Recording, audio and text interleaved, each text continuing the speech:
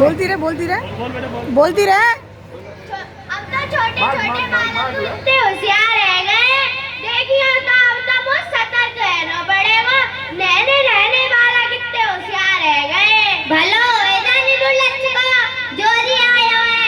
पहले तो मास्टर और मैम पढ़ाते ही अब और ज्यादा पढ़ावे लग गए। अब तो बच्चा नहीं पढ़ेगा तो माँ बाप होंगे, फिर सबका काम होएगा और बाकी बात सरो देश ही नहीं पढ़े जाएगा। भलो इधर बुलट को जो आया है जी।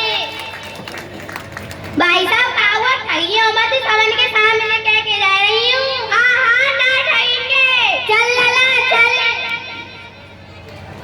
निपुण छठी उठी है पुकार, पढ़ने चलो लैया लैला।